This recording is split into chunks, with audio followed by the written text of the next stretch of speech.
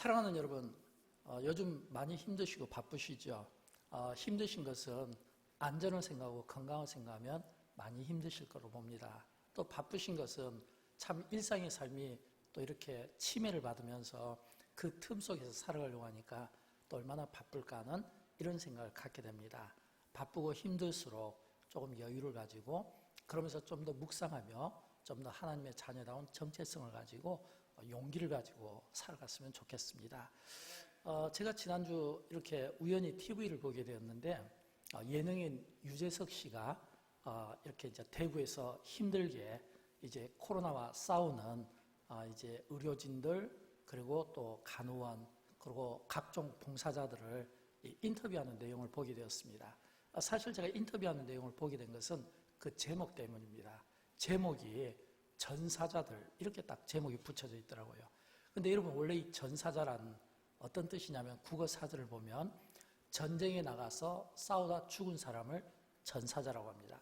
근데 전사자들 이렇게 딱 이름을 붙여가지고 그 전사자들을 소개하는데 제일 먼저 이렇게 보니까 택배기사를 소개하더라고요. 그 다음에 택시기사, 그 다음에 저도 몰랐는데 거기에 보니까 이 코로나 맵을 만든 한 대학생이 있더라고요. 청년 대학생을 또 소개하게 되고 간호장교 막 임관하고 또 대구에 투입된 분들을 또 소개하고 그러면서 그분들과 이렇게 이제 영상으로 인터뷰를 하는데 인터뷰하는 내내 이 유재석 씨가 그 눈에 눈물이 글썽글썽 그러더라고요. 보는 시청자 입장에서는 이분이 곧 울겠구나. 예상대로 더 이상 울음을 참지 못하고 유재석 씨가 이런 울음을 터뜨리는 그 모습을 보았습니다. 그때 저도 시청을 했고 또 아마 시청했던 많은 분들이 아마 같은 공감대를 가지고 같은 아픔을 가지고 아마 같이 울지 않았을까 그런 마음을 갖게 됩니다. 사랑하는 여러분, 지금 우리 대한민국은 세계 모든 나라와 함께 병균들과 참 힘겨운 전투를 벌이고 있습니다. 전사자라는 표현이 맞다는 생각이 듭니다. 병균에 대한 두려움이 사람들을 불안과 공포 속으로 몰아넣고 있기 때문입니다. 그러나 희망도 우리가 보고 있습니다. 그 희망이라는 것은 우리가 이제 언론을 통해서 접하게 되는 내용들이 있잖아요. 많은 수고하는 분들, 이제는 확진자가 조금씩 줄어들고 있고 또 희망적인 어떤 메시지도 우리가 보게 됩니다. 이러한 때에 또 우리 그리스도인들은 그리스도인의 또 역할이 참 중요하고 또 그리스도인다운 정체성은 또 중요하다고 봅니다. 그래서 저는 지난 한 주 동안 내내 이번 주 설교를 어떤 말씀을 전했으면 좋을까 내내 기도하면서 참 제 안에서 이렇게 힘겨운 이런 어떤 말씀 묵상 가운데 특별히 바울의 권면이 제 안에 좀 강하게 와닿았습니다. 그래서 이 바울의 권면을 가지고 여러분과 함께 좀 말씀을 나누고 싶은데 그 바울의 권면 자막을 통해서 한 번 더 보도록 할까요? 내용이 어떤 내용이냐면 고린도전서 16장 13절부터 14절 말씀입니다. 깨어 믿음에 굳게 서서 남자답게 강건하라. 너희 모든 일을 사랑으로 행하라. 이 말씀이 제 안에 좀 강하게 와닿습니다. 왜냐하면 이 말씀은 어떤 의미로 보면 오늘 우리가 힘겹게 어렵게 살아가고 있는 이 시대에 직면한 우리 그리스도인들의 삶의 모습 또는 자세 또는 태도를 보여준다고 볼 수 있기 때문에 그렇습니다. 그래서 이 말씀을 제가 4가지로 좀 설명을 드리겠는데 먼저 깨어라는 단어입니다. 깨어 있으라. 여러분 여기서 이 깨어 있으라는 이 단어는 어떤 의미를 가지고 있을까요? 사전적 의미를 보니까 정신 차려라 이런 뜻이 있더라고요. 또 사전적 의미를 보니까 이 깨어 있으라는 이 말이 또 일어나라 이런 뜻도 있더라고요. 또 잠자지 마라 이런 뜻이 있어요. 근데 제가 사전적 의미에서 강하게 받은 것은 정신 차려라, 잠들지 마라, 일어나라. 이게 전부 누구를 향하냐면 나를 향하고 있는 겁니다. 나를. 내가 깨어 있어야 되고 내가 잠들지 않아야 되고 내가 일어나는 겁니다. 나에게 맞춰져 있더라고요. 그래서 이 말씀이 참 저에게 다가오는 의미가 좀 있었습니다. 사랑하는 여러분, 우리는 많은 경우 우리가 깨어 있어야 될 때 다른 사람을 깨우려고 하고 또는 잠자는 다른 사람에 대해서 안타까운 마음을 갖고 그래서 자꾸 권면하고 가르치고 싶어 합니다. 그런데 바울은 오늘 그 시대가 직면한 그 문제에 대해서 깨어 있으라. 이 말은 내가 깨어 있어야 된다. 당신이 깨어 있어야 된다. 이 말을 지금 우리에게 들려주고 있다고 하는 겁니다. 우리의 싸움은 눈에 보이는 싸움이 아니잖아요. 보이지 않는 영적인 싸움이잖아요. 그래서 우리는 혈과 육을 상대하는 것이 아니라 보이지 않는 영적 전투의 삶을 살 수 있어야 됩니다. 왜냐하면 보이지 않는 이 영적 전투의 삶을 살아야 되는 것은 고린도후서에 보면 이 천사로 가장한 이 사탄들이 자기 자신들을 광명한 천사라고 얘기하면서 경건하게 살고자 하는 그리스도인들을 흠집내고 그들이 하나님으로부터 멀어지고 하나님을 불신하게 하는 일들을 많이 만들어낸다는 겁니다. 그래서 고린도후서 11장 14절을 보면 이것은 이상한 일이 아니니라. 사탄도 자기를 광명한 천사로 가장하다니 이 사탄이 자신들을 천사로 가장하는 이런 일들을 이상하게 여기지 말라. 이상하게 여기지 말라. 이렇게 지금 말씀하고 있는 겁니다. 그래서 우리는 이런 일들을 이상하게 여기기보다는 오히려 그럴수록 내가 깨어있고 나 자신이 깨어있고 우리가 함께 깨어있어야 되는 거예요. 언제 깨어있어야 될까요? 성경은 우리에게 깨어있으라고 할 때 항상이라는 단어를 씁니다. 왜냐하면 육적인 날은 공휴일도 있고 쉴 수도 있지만 영적인 날은 영적인 삶에서는 공휴일이나 또는 쉼이 있으면 안 되는 겁니다. 그래서 우리 그리스도인들은 위기의 때를 맞을수록 그 위기 때에 항상 깨어있는, 내가 깨어있는 이런 영적인 자세가 우리에게는 매우 중요한 겁니다. 저는 할 수만 있으면 저와 여러분이 우리가 영적으로 깨어서 오늘 이 시대의 아픔과 위기의 시대에 이 아픔과 이 현장을 보면서 모세가 이스라엘이 아말렉과 싸울 때 그 현장을 보면서 기도했던 것처럼 오늘 이 시대의 아픔과 모든 문제들을 품고 내 문제로 여기고 내가 기도하겠다고 하는 이런 믿음의 자세로 저와 여러분이 영적으로 깨어있기를 주님의 이름으로 축원드립니다. 두 번째는 믿음에 굳게 서는 겁니다. 믿음에 굳게 서는 것. 여러분, 우리의 믿음이 굳게 세움받기 위해서는 어떻게 해야 될까요? 복음이 필요합니다. 복음이. 성경은 마가복음 1장 1절에서 하나님의 아들 예수 그리스도의 복음의 시작이라고 되어 있잖아요. 예수 그리스도의 복음이 중요합니다. 고린도전서 15장 1절과 2절 말씀을 우리 같이 한번 읽어보도록 할까요? 형제들아, 내가 너희에게 전한 복음을 알게 하노니 이는 너희가 받은 것이요 또 그 가운데 선 것이라. 너희가 만일 내가 전한 그 말을 굳게 지키고 헛되이 믿지 아니하였으면 그로 말미암아 구원을 받으리라. 아멘. 여러분, 이 말씀은 예수 그리스도의 복음이 우리의 믿음을 굳게 하고 예수 그리스도의 복음이 우리를 믿음 가운데 세우게 하고 예수 그리스도의 복음이 우리에게 구원에 이르게 한다고 하는 겁니다. 또 뿐만 아니라 내가 예수 그리스도의 이 복음으로 내가 굳건히 견고하게 세움을 받을 때 비로소 우리는 다른 사람들을 도울 수 있고 믿음 약한 자들을 도울 수 있고 연약한 자들을 우리가 돕는데 쓰임받게 되는 겁니다. 그러기 위해서는 무엇보다 오늘 우리의 믿음이 굳건하게 세워지는 게 중요해요. 저는 할 수만 있으면 이런 위기의 때에 우리가 예수 그리스도의 이 복음이 우리의 삶 속에 뿌리를 내리고 그 복음이 우리의 삶의 중심이 되어서 오늘 그 믿음이 굳게 세워짐으로 나의 구원도 이루고 다른 사람의 구원도 돕고 또 다른 사람들의 연약한 문제도 도울 수 있는 그런 굳건한 믿음으로 저와 여러분이 세움받기를 주님의 이름으로 축원드립니다. 세 번째는요, 남자답게 강하라라고 하는 겁니다. 이 말씀은 좀 이해가 필요합니다. 왜냐하면 이 말씀이 기록될 당시에 헬라 문화권이었거든요. 이 헬라 문화권은 최고의 덕목이 용기였습니다. 또 뿐만 아니라 이 이교도들이 최고의 이 덕목을 용기로 가지고 있었습니다. 그러다 보니까 이 헬라 문화권에 있던 이 고린도 그 사회가 이 용기를 최고의 덕목으로 가졌는데, 근데 여러분, 기독교는 다르잖아요. 기독교는 이 헬라 사람들의 생각과 다른 관을 가지고 있잖아요. 왜냐하면 기독교는 최고의 덕목이 용기가 아니라 겸손이기 때문입니다. 예수님께서 우리에게 그 겸손의 모습을 보여줬다는 거예요. 그러니까 용기를 최고의 덕목으로 생각하는 사람들은 예수님의 그 행동이 약해 보이는 겁니다. 십자가가 약해 보이는 겁니다. 그래서 고린도전서 1장 18절에 보면 이런 말씀이 나오잖아요. 십자가의 도가 멸망하는 자들에게는 미련한 것이요 구원을 받는 우리에게는 하나님의 능력이라. 여기서 십자가의 도가 멸망하는 자들에게는 미련한 것이요. 왜 이런 표현들이 나왔을까요? 헬라 사람들이 생각할 때는 자기들의 덕목으로 봤을 때 이 십자가는 약해 보였기 때문입니다. 그래서 헬라의 그 문화와 이교도의 그 문화로 볼 때는 이 십자가가 예수님이 약해 보인 겁니다. 그러나 우리 그리스도인들은 다르죠. 왜냐하면 우리 그리스도인들은 예수님이 자신을 스스로 낮추신 것을 알고 있습니다.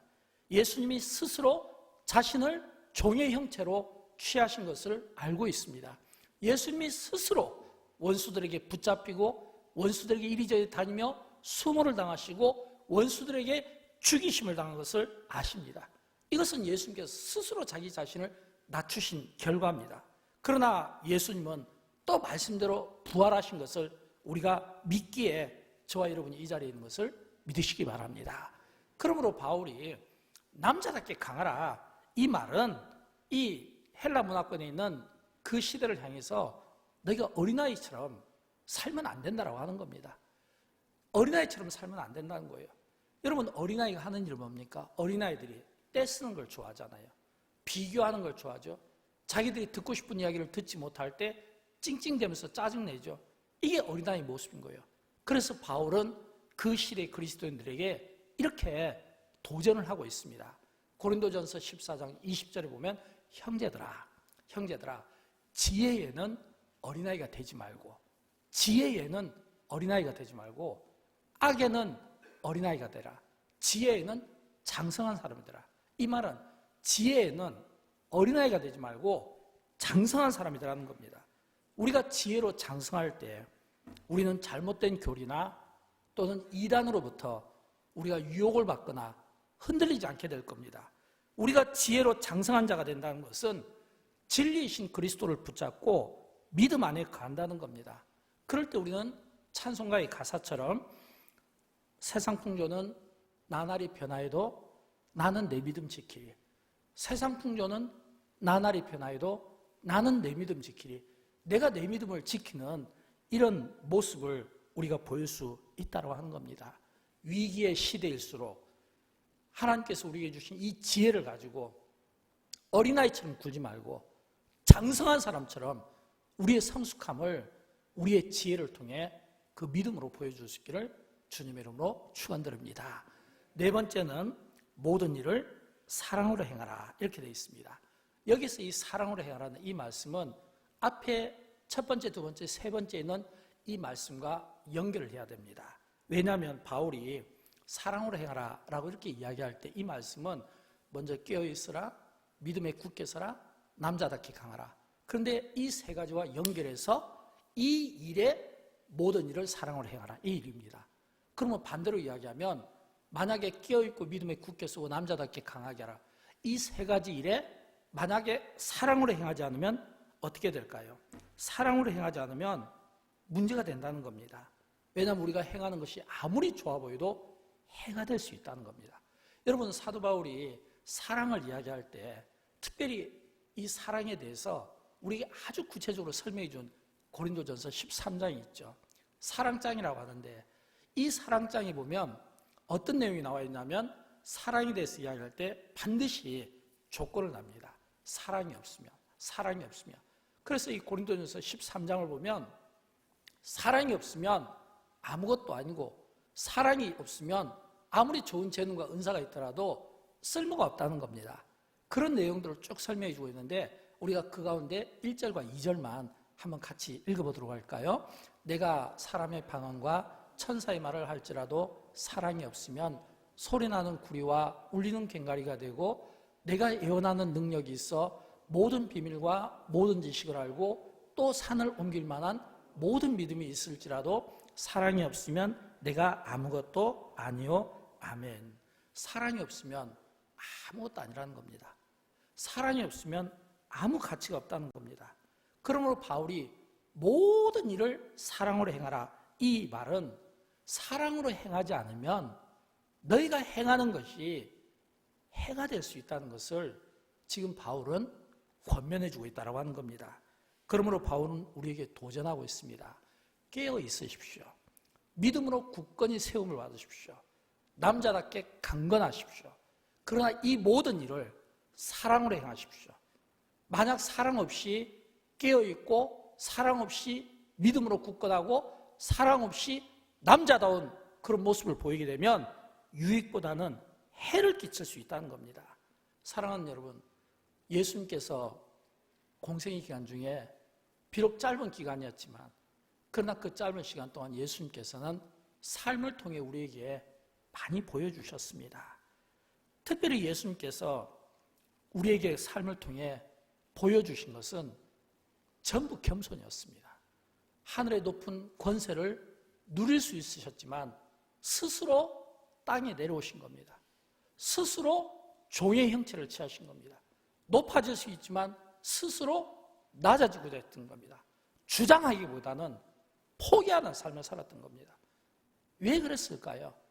예수님께서 그런 삶을 사신 것은 오늘 그러한 삶의 그런 모습들을 우리를 통해 살기를 원하고 우리에게 그런 모습들을 기대하고 있기 때문입니다. 그러나 또 한편으로 예수님은 그렇게 낮아지며 겸손과 스스로 포기의 삶을 사셨지만 또 우리에게 격려가 되고 위로가 되고 힘이 되는 말씀들도 많이 해주셨습니다. 특별히 오늘 위기의 때에 우리에게 가장 힘이 되는 말씀 가운데 하나가 저는 마태복음 28장 20절 말씀이라고 생각합니다. 내가 세상 끝날까지 너희와 항상 함께 있으랴.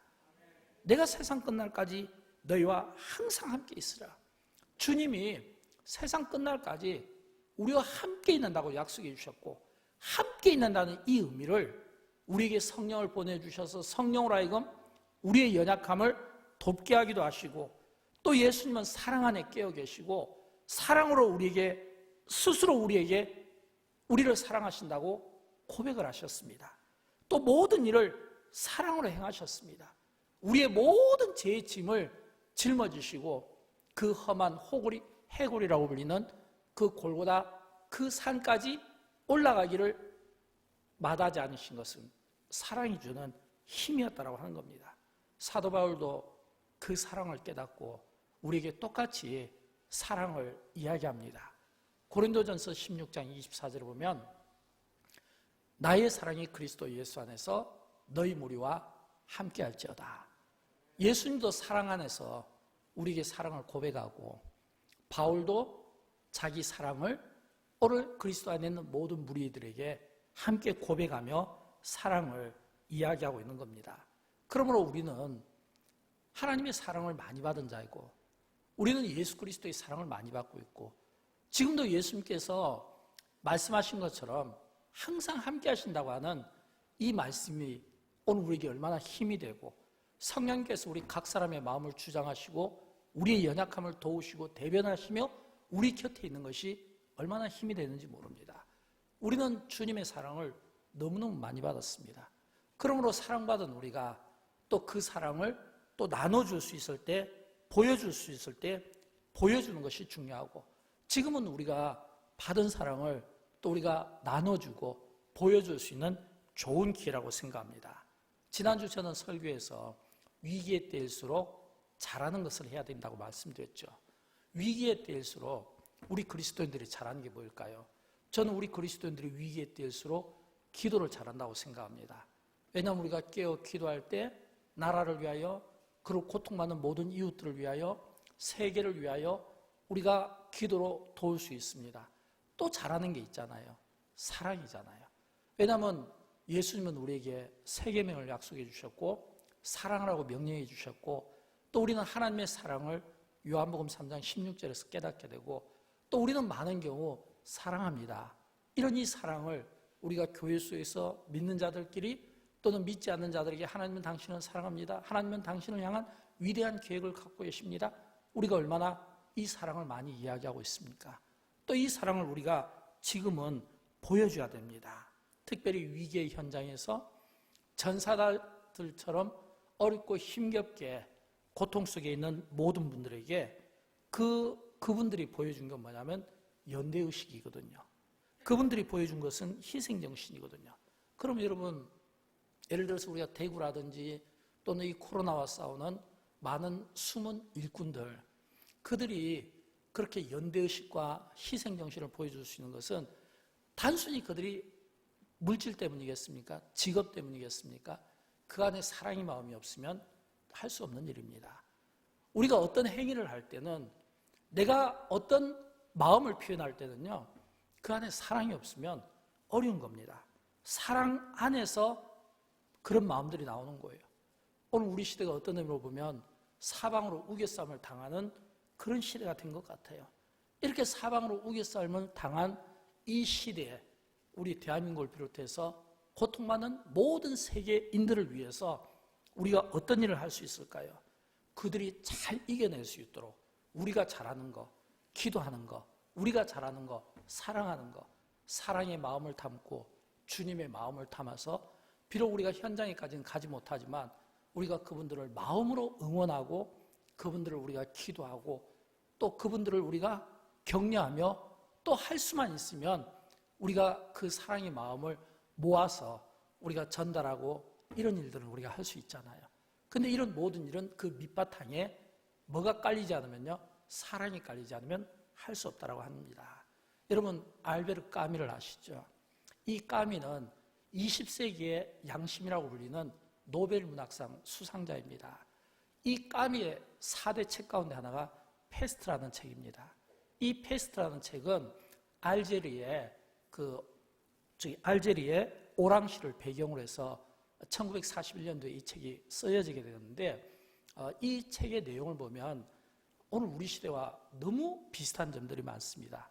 왜냐하면 이 까미의 페스트 책은 어떤 내용이냐면, 처음 시작이 한 의사가 병원에서 내려오는데 계단에서 이제 그 지가 자기 앞에서 몸을 비틀고 있고 부들부들 떨면서 이렇게 몸이 굳어가면서 피를 토하며 죽는 그 모습을 보거든요.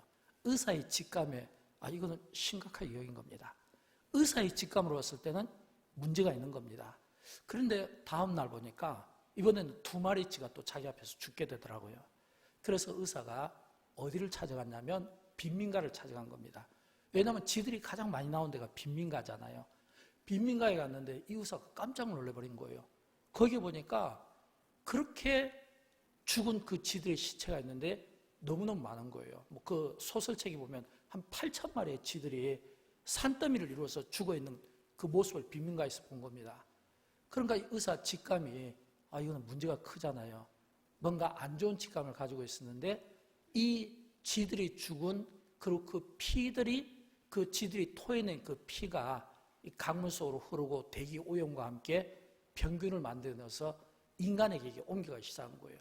그러니까 이 도시가 오랑이라고 하는 이 도시가요, 삽시간에 이 전염병 패스트에 걸려가지고 사람들이 여기저기서 막 쓰러지고 피를 토하니까 나중에 나라에서 이걸 갖다가 경계령을 친 거예요. 그래서 이 오랑시 전체를 갖다 폐쇄를 시켜버립니다. 이제 사람들이 도시가 폐쇄가 되니까 통신도 끊기고 우편도 끊기고 식량도 끊기고, 그러니까 이제 책에 보면 인간의 본성이 막 드러나게 된 거예요. 그래서 그 인간의 본성이 살고자 하는 그 사람들이 막 살기 위해서 막 자기 집을 불태우고 막 소독한다고 막 알코올을 막 들이마시기도 하고, 또 그러면서 또 어떤 사람들은 또 이제 교회 가서 또 기도도 하고 막 이러면서, 또 어떤 사람들은 막 이 또 그 가운데도 또 어떤 상업적인 이익을 보기도 하고, 근데 막 이 인간의 막 그 이기심과 그 막 본성들이 드러나면서 막 인간들이 굉장히 과격해지고 한 사람 한 사람 죽어가면서 그 공동체를 이루던 그 인간의 그 연대의식이 끊겨지게 되는 거예요. 사람들이 한둘 떨어지게 되고 경계하게 되고 의심하게 되고, 그러다 보니까 전부 공동체를 연결하는 이 고리가 전부 다 끊어지면서 도시가 어둠으로 막 적막하게 되는 겁니다. 근데 그 까미의 책에 보면 4사람을 등장시키거든요. 의사와 신문기자와 그리고 신부와 그리고 한 젊은 무명의 청년입니다. 의사는 자기 소신을 가지고 이야기합니다. 어떻게든지 이 질병을 고쳐야 되지 않겠는가.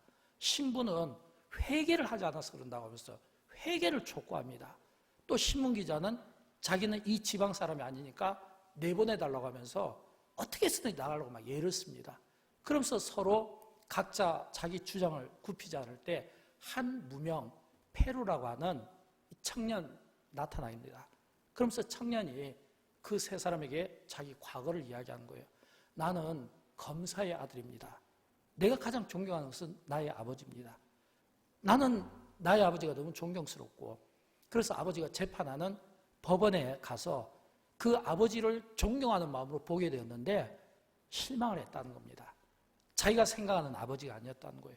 자기가 생각하는 아버지는 참 존경스럽고 자기에게 모델과 같았는데 보니까 이 검사가 하는 일이 사람을 죽이는 일을 하더라는 거예요. 검사가 하는 일이 그렇잖아요. 형을 구형하고 사형시키고 형량을 높이고 그 사람의 막 제목을 드러내게 해요. 이거는 자기가 생각했던 세계가 아니었다는 거예요.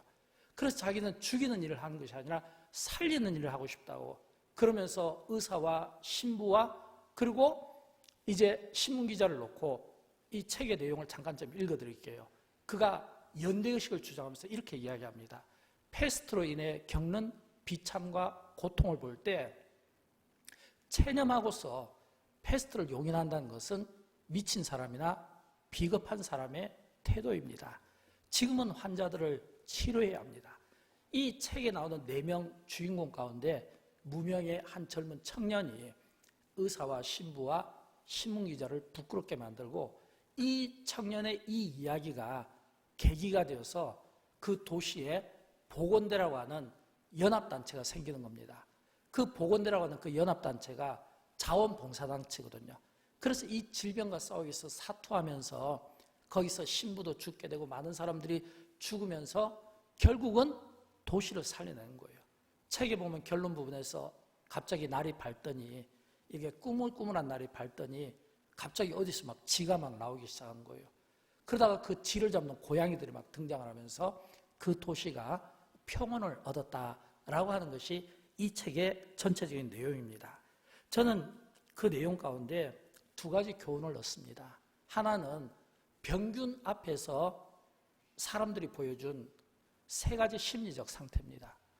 여러분, 질병 앞에서 패스트 이런 전염병 앞에서 사람들은 어떤 심리적 태도를 가질까요? 첫째는 불안한 겁니다. 왜 불안하냐면 혹시 내가 감염되지 않았을까? 그 불안감이 있는 거예요. 2번째는요, 그 불안감이 혐오감으로 바뀝니다. 이미 전염병에 감염된 사람들이 이제는 혐오스러운 거예요. 그래서 그 사람이 가까이 다가오지 못하도록 인상 쓰고 경계하면서 태도를 무시하는 겁니다. 그리고 3번째는 희생양을 삼는 겁니다. 이 병균을 누가 가져왔냐 이거예요. 그래서 이 병균을 누가 가지고 왔느냐, 그 병균을 가지고 온 사람에 대해서 심판자가 되는 겁니다. 그러기 위해서 누군가 희생양이 필요하잖아요.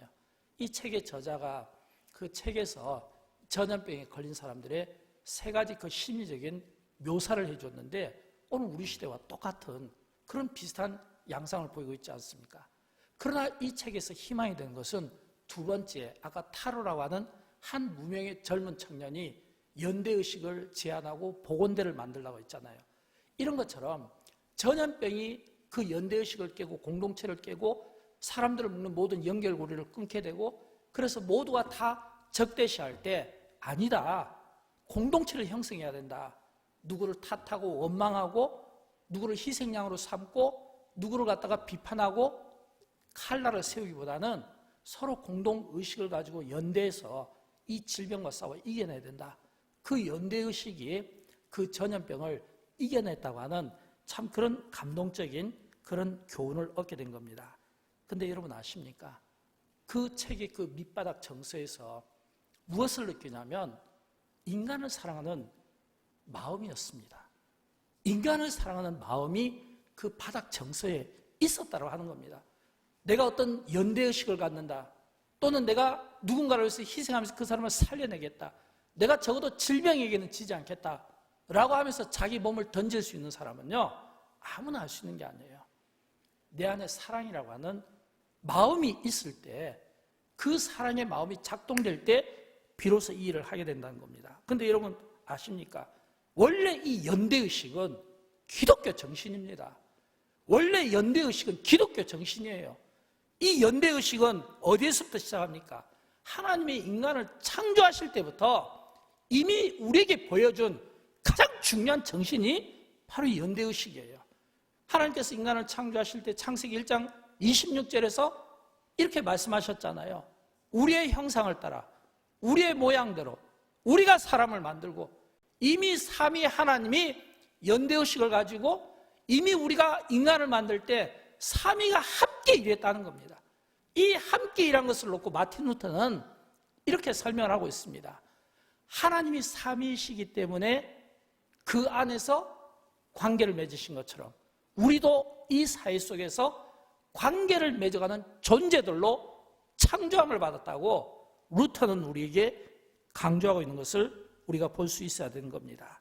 사랑하는 여러분, 우리가 한국 사회에 영향력을 끼치지 못하는 것은 공동체 안에 들어가서 사는 법을 모르기 때문이 아닐까요? 여러분, 초대교회가 왜 그렇게 많은 사람들에게 칭송을 받았을까요? 초대교회는 공동체 안에 들어가서 사는 법을 배운 겁니다.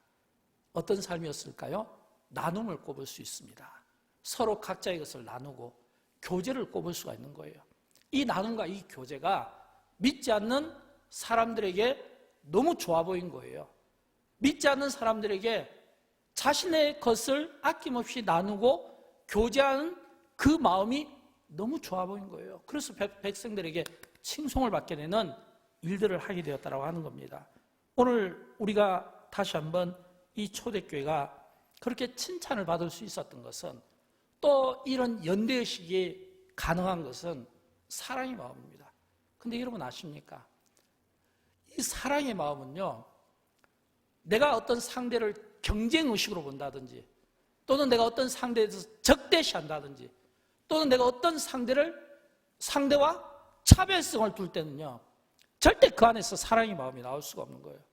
사랑의 마음은 가족적인 마음에서 나오는 겁니다.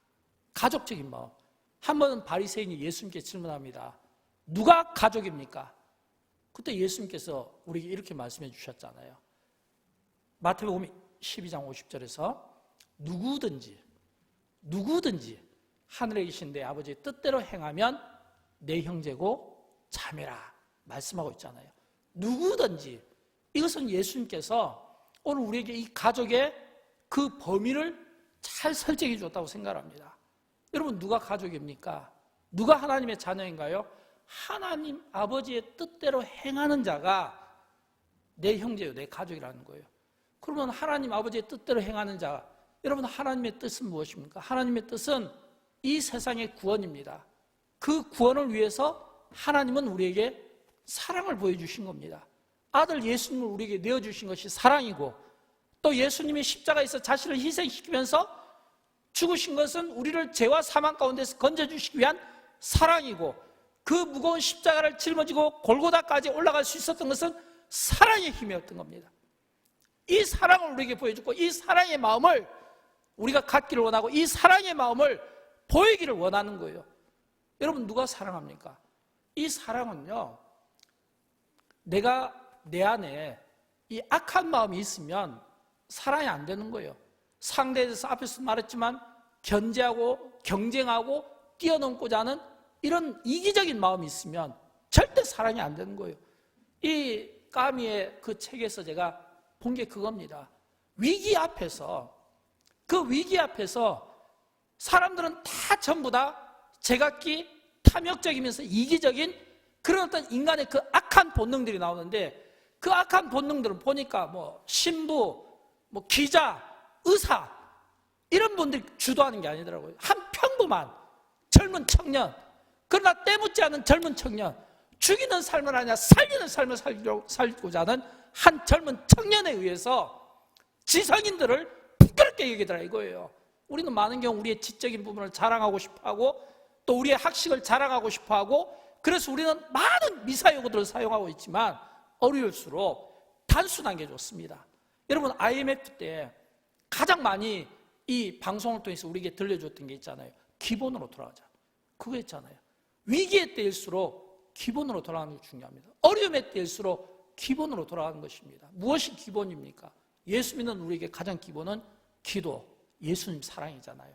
저는 우리가 주님이 우리를 위해서 참 사랑하시고 희생하신 것처럼, 또 그 사랑을 위해서 우리에게 보여주시고 또 새 계명을 주시면서 이 새 계명의 이 실천을 강조하셨잖아요. 그런 것처럼 예수 그리스도의 이 사랑을 받은 우리가, 그 사랑을 힘입은 우리가 이제는 이 사랑의 마음으로 우리가 누군가를 격려해 줄 수 있고, 누군가를 위해서 기도해 줄 수 있고, 누군가를 위해서 응원해 줄 수 있고, 지금도 방송으로 예배드리는 모든 분들을 우리가 응원하고 또 그분들을 사랑하고 또 그분들을 축복하고 또 힘든 결정으로 또 나와서 예배드리는 분들을 위해서도 또 우리가 응원하고 또 기도하고 또 축복하고 또 많은 주변의 어려운 분들을 위해서 우리가 항상 이 사랑의 마음으로 나눌 수 있는 그 마음이 있으면 반드시 어려움은 헤쳐나가게 되는 겁니다. 여러분, 사랑의 마음이 없으면 절대 연대의식이 불가능합니다. 사랑의 마음이 있을 때 연대의식은 가능하고, 사랑의 마음이 있을 때 우리는 그 마음으로 우리가 다른 사람들에게 진정성을 가지고 다가가고 그들을 위로해 줄 수 있는 겁니다. 지금 우리 시대는 누군가가 고통받을 때 위로해 줄 수 있는 자가 필요하고, 누군가가 아파할 때 곁에서 울어줄 수 있는 사람이 필요하고, 누군가가 힘들어할 때 내가 곁에 있어주는 것이 필요한 그런 시대 아닐까요? 사랑의 마음입니다. 정쟁하지 마시고 논리적인 어떤 자신의 어떤 의견들을 펴지 마시고 가르치려고 하지 마시고 사랑만 하시면 됩니다. 여러분, 기독교는 역설적인 겁니다. 헬라 사상은, 이교도 사상은 용기지만 기독교는 겸손입니다. 사랑입니다. 이 마음이 여러분 한 주간에 있었으면 좋겠고요. 그런 마음으로 세상을 섬기고 이웃을 섬기고 그리고 나라와 세계를 위해서 함께 기도해 주시기를 주님의 이름으로 축원드립니다. 우리 다 함께 일어나셔서 함께 찬양할 때 서로 사랑하자. 제가 이 찬양을 택한 것은 사실 제가 이 노래를 제가 부르기는 좀 어렵더라고요. 처음 불러봐서. 근데 제가 이 노래를 택한 것은 가사가 너무 마음에 와닿았기 때문입니다. 왜냐하면 어둠이 지나고 찬빛이 밝아오네. 이제는 어둠을 떠나 빛 앞으로 나오라. 미움 속에 있는 자 어둠을 걸으니 어둠이 그 눈을 가리우네. 이제는 우리가 서로 사랑하자는 거거든요. 어둠을 이제는 밝히는 빛이 옵니다. 빛이 옵니다. 항상 어두울 수는 없잖아요. 빛이 옵니다. 그 빛 대신 주님 믿는 우리가 빛이 되어서 이 세상을 밝히고 어둠을 밝히고 우리가 사랑의 마음으로 나아갔으면 좋겠어요. 같이 찬양하도록 하겠습니다.